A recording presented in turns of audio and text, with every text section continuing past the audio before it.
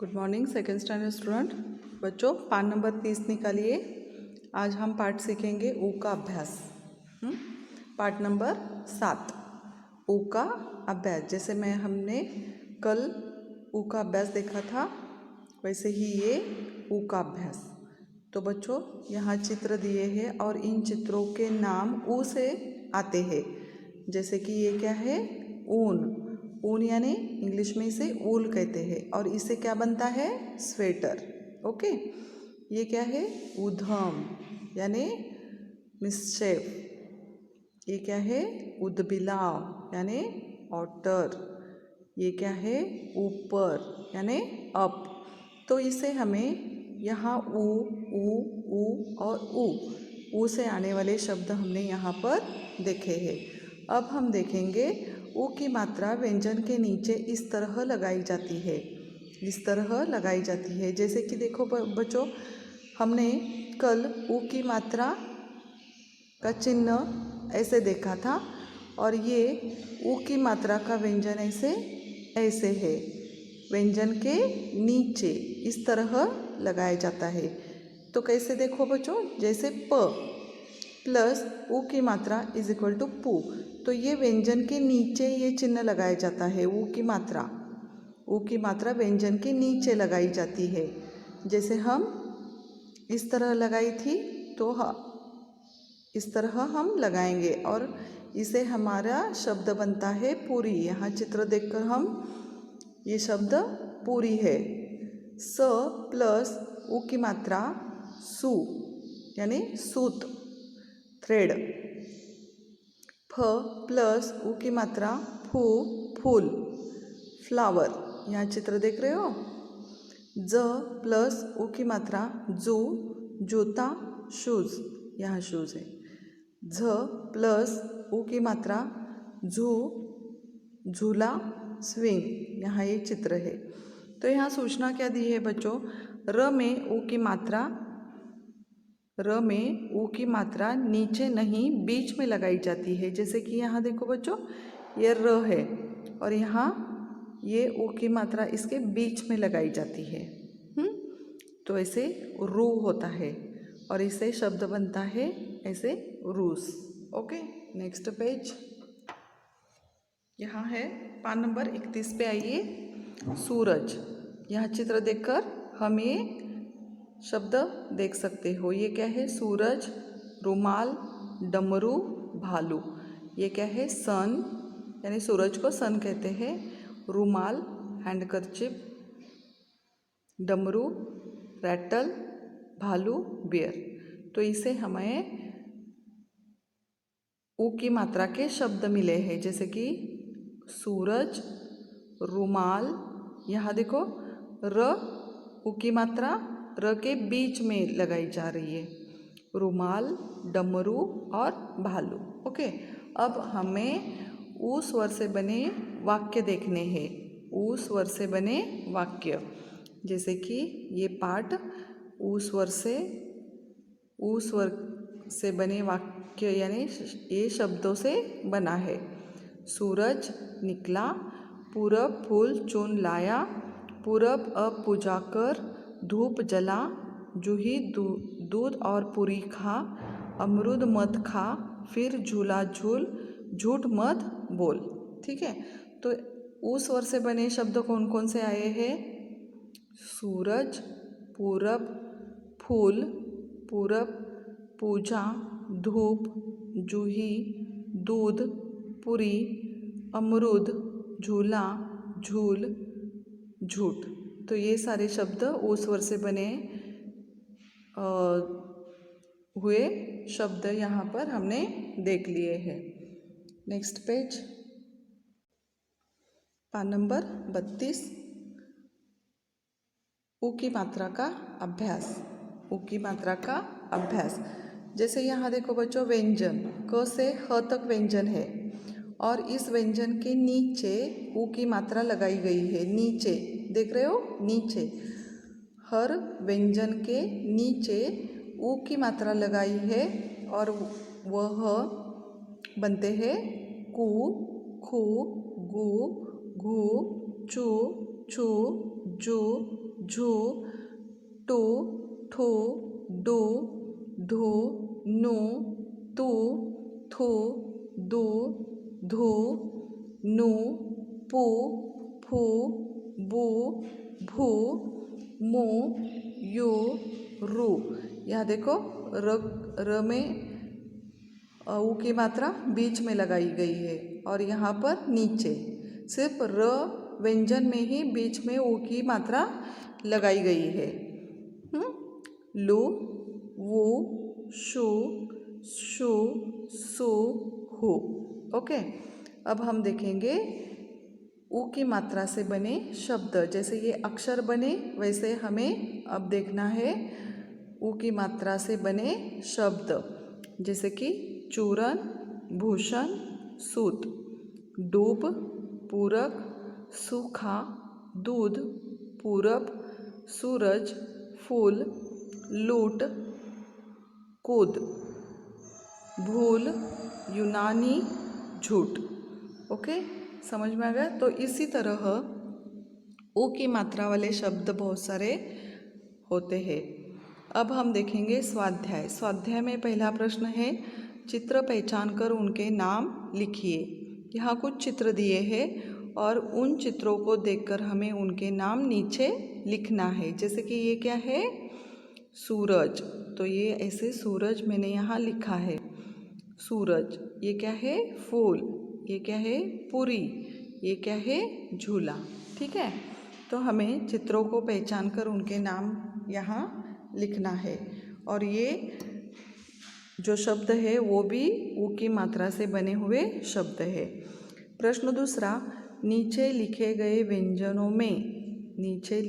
व्यंजनों में ऊ की मात्रा लगाकर नए शब्द बनाइए। जैसे कि ल से भालू। ओके, भालू। वैसे ही यहाँ भ है, अ है, क है, फ है, ध है।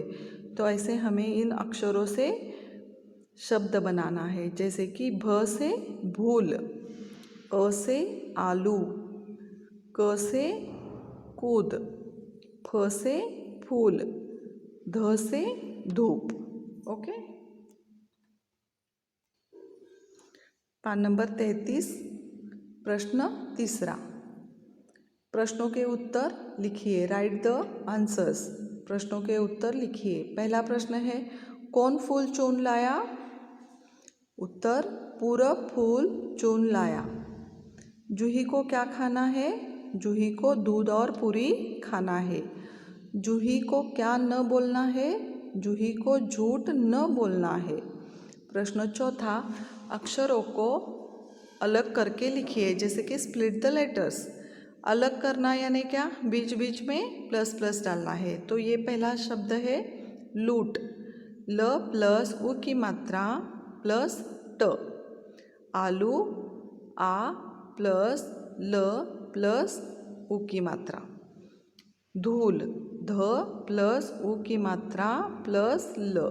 तो हमने ये अक्षरों को अलग कर दिया। प्रश्न पांचवा क्या है? अक्षरों को जोड़कर लिखिए। Join the letters. जोड़ना है मतलब क्या करना है? ये जो बीच बीच में प्लस है वो हमें निकालना है।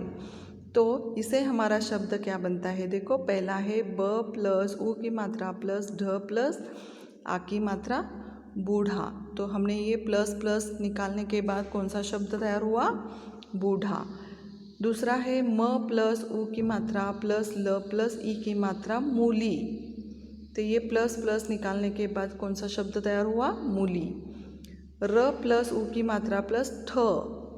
तो ये प्लस प्लस निकालने के बाद कौन सा शब्द तैयार हुआ? ठ। ओके, अब हम प्रश्न 6 देखेंगे। रिक्त स्थानों की पूर्ति कीजिए। Fill in the blanks. पहला है पूरब फूल चुन लाया। तो यहाँ रिक्त स्थान में कौन सा शब्द आता है? पूरब। ओके, पूरब फूल चुन लाया। दूसरा है पूरब अब पूजा कर। पूरब अब पूजा कर। तो यहाँ रिक्त स्थान में कौन सा शब्द आता है? पूजा। जूही दूध और पूरी खा।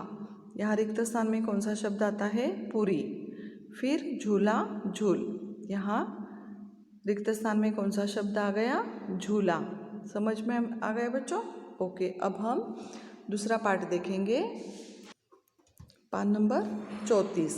यहाँ हमारे पाठ का नाम है रू का अभ्यास।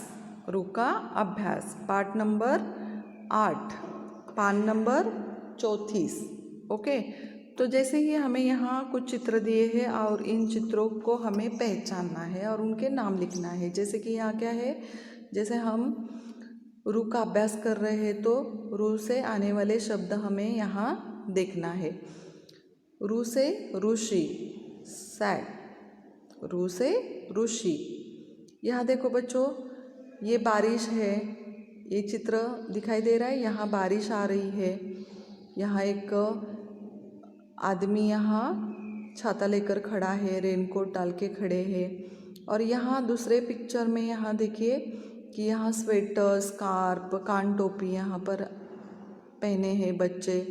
और यहाँ देखिए कि यहाँ सूरज तप रहा है, गर्मी हो रही है और गर्मी की वजह से ये बच्चे पसीना पोंछ रहे हैं। तो इन 3 जो ऋतु होते हैं, 3 सीज़न जो होते हैं, तो इन्हें क्या कहते हैं, ऋतु कहते हैं।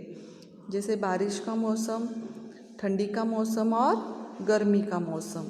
तो ये तीनों ऋतु को, मौसम को क्या कहते हैं, ऋतु कहते हैं। ओके, तो रू की मात्रा व्यंजन के नीचे इस तरह लगाई जाती है। रू की मात्रा व्यंजन के नीचे इस तरह लगाई जाती है। इस तरह यानी ये रू की मात्रा ऐसे, इस तरह। ठीक है, तो बच्चों रू की मात्रा व्यंजन के नीचे, जैसे हमें ऊ की मात्रा देखी ना, जैसे व्यंजन के नीचे, वैसे रू की मात्रा भी व्यंजन के नीचे इस तरह लगाई जाती है। जैसे ये व है, व्यंजन है, व प्लस रू की मात्रा इज इक्वल टू वृ, वृषभ यानी बुल। ग प्लस रू की मात्रा इज इक्वल टू गृह यानी गृह, ये घर को गृह कहते हैं। और म प्लस रू की मात्रा इज इक्वल टू मृ, मृ यानी ये चित्र को देखकर देखो, ये चित्र देखने के बाद इसे क्या कहते हैं, मृग। मृग यानी डियर। इसे हिरण भी कहते हैं, लेकिन ये संस्कृत शब्द में इसे मृग कहते हैं। क प्लस रू की मात्रा इज इक्वल टू कृ, कृषक। ये देखो यहाँ कौन है, किसान है, लेकिन संस्कृत में इसे किसान को क्या कहते हैं, कृषक, कृषक यानी फार्मर। न प्लस रू की मात्रा इज इक्वल टू नृ, नृप यानी किंग। तो ये राजा को क्या कहते हैं, नृप कहते हैं, और इसे इंग्लिश में किंग कहते हैं।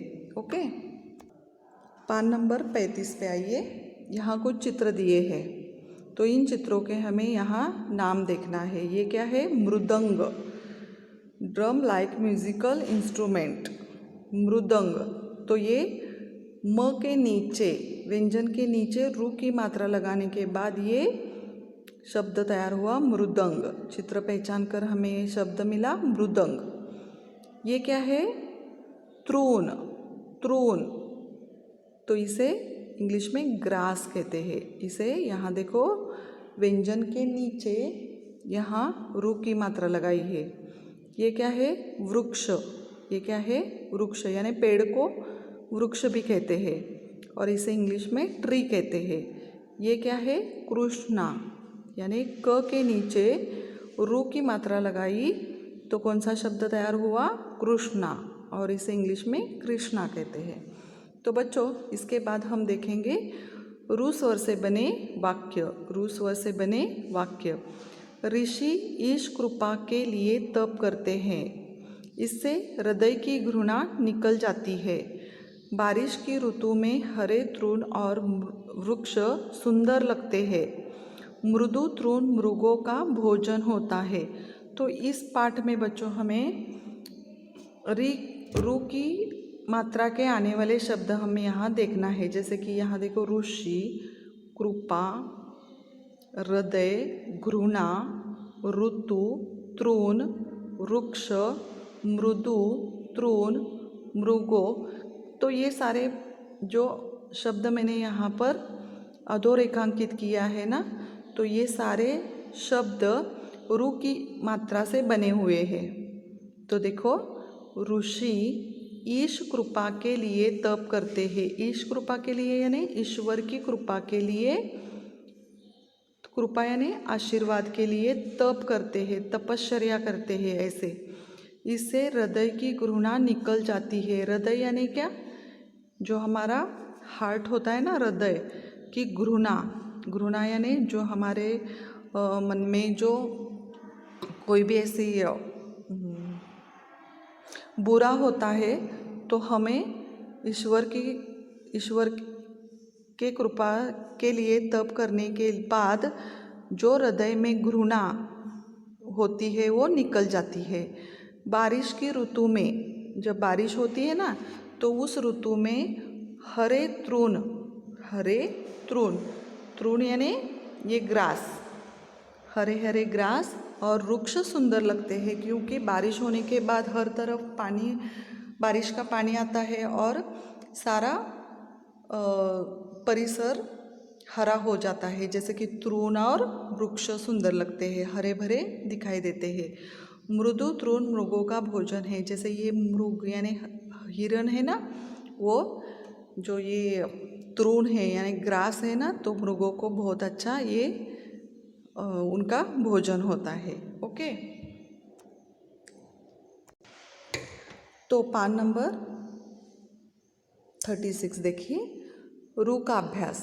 रु का अभ्यास, जैसे मैंने कहा था कि हर व्यंजन के नीचे रु की मात्रा लगाई जाती है। जैसे कि यहाँ देखो, क्रू, क्रू, ग्रु, घ्रू, च्रू, च्रू, ज्रू, झ्रू, ट्रू, ट्रू, डू, धू, ध्रू, त्रु, थ्रू, दु, ध्रू, धु, ध्रू, नृ, प्रु, फ्रू, भ्रू, भ्रू, मृ, ऋ, ऋ, ऋ, वृ, शु, श्रु, श्रु और रु।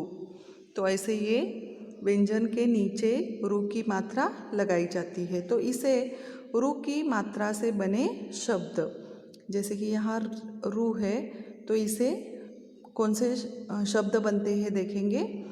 कृषक, गृह, वृद्ध, कृपान, तृण, हृदय, कृतक, ध्रुग, श्रृंगार, धृत, नृप, मृदंग, घृणा, वृक्ष, अमृत। ओके, अब हम देखेंगे स्वाध्याय। स्वाध्याय में देखो बच्चों, चित्र पहचान कर नाम लिखना है। Identify the pictures and name them. तो यहाँ कुछ चित्र दिए हैं और इन चित्रों के हमें चित्रों को पहचान कर उनके नाम लिखना है। जैसे ये क्या है? मृग, ये क्या है? वृषभ, ये क्या है? कृषक, और ये क्या है? वृक्ष। तो मैंने इस तरह यहाँ इनके नाम लिखे हैं। प्रश्न दूसरा, नीचे लिखे गए व्यंजनों में रु की मात्रा लगाकर नए शब्द बनाए। गिव द रु sound to the consonants given below and make new words. तो जैसे त से तृषा, वैसे ही हमें क्या किए हैं, यहाँ कुछ अक्षर दिए हैं क, व और ग। तो क से कृषक, ये शब्द तैयार हुआ। व से वृक्ष और ग से गृह। ओके, पान नंबर 37, प्रश्न तीसरा, प्रश्नों के उत्तर लिखिए। Right the answers. ऋषि किसके लिए तप करते हैं? बच्चों, प्रश्न आपको पूछा है, ऋषि किसके लिए तप करते हैं? जब यहाँ प्रश्न चिन्ह आता है तो हमें सवाल पूछा है। उत्तर है, ऋषि ईश कृपा के लिए तप करते हैं। ऋषि ईश कृपा के लिए तप करते हैं। प्रश्न दूसरा, मृदु तृण किसका भोजन है? मृदु तृण किसका भोजन है? उत्तर, मृदु तृण मृगों का भोजन है। मृदु तृण मृगों का भोजन है। 3 नंबर, वृक्ष और तृण कब सुंदर लगते हैं? वृक्ष और तृण कब सुंदर लगते हैं? वृक्ष और तृण बारिश के ऋतु में सुंदर लगते हैं। ओके। प्रश्न चौथा, अक्षरों को अलग करके लिखिए। अक्षरों को अलग करके लिखिए। Split the letters.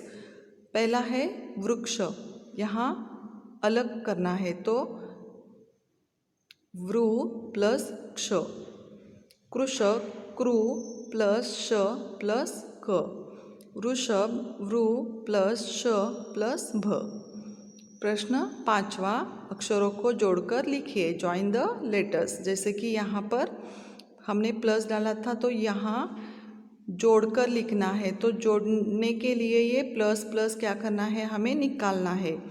तो म प्लस रु की मात्रा प्लस न प्लस आ की मात्रा प्लस ल, तो ये प्लस प्लस निकालने के बाद ये अक्षर तैयार हुआ मृणाल।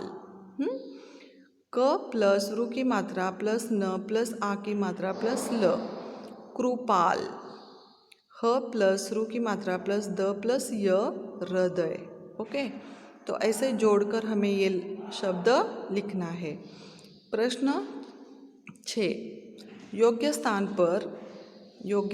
पर रु की मात्रा लगाइए। गिव रु sound mark at the correct place of the given words. तो बच्चों, हमें ये कुछ शब्द दिए हैं, उन पर रु की मात्रा सिर्फ लगानी है। कहाँ पर रु की मात्रा लगानी है? यहाँ देखो, पहला अक्षर है, शब्द है संस्कृत, तो यहाँ क के नीचे हमने ये रु की मात्रा लगाने के बाद कौन सा शब्द तैयार हुआ? संस्कृत। यहाँ है अमत लिखा है, तो कौन से अक्षर के नीचे रु की मात्रा लगानी है? म के नीचे। तो म के नीचे हमने ये रु की मात्रा लगाने के बाद कौन सा शब्द तैयार हुआ? अमृत। ओके। वृषभ, तो ये इस शब्द पर हमने यहाँ व के नीचे रु की मात्रा लगाने के बाद कौन सा शब्द तैयार हुआ? वृषभ। यहाँ देखो नप है, तो यहाँ हमने न के नीचे रु की मात्रा लगाने के बाद कौन सा शब्द तैयार हुआ? नृप। मृदु, म के नीचे यहाँ रु की मात्रा लगाने के बाद कौन सा शब्द तैयार हुआ? मृदु। तो बच्चों, इस तरह रु की मात्रा लगाने पर ये शब्द हुए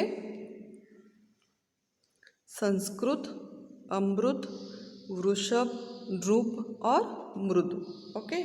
तो बच्चों, आज हमने 2 पार्ट पढ़ाए, तो आप इसे घर में 2 बार पढ़ना है और प्रश्न उत्तर भी पढ़ना है। ठीक है, तो आज का क्लास हम यहाँ ख़त्म करते हैं बच्चों। Thank you.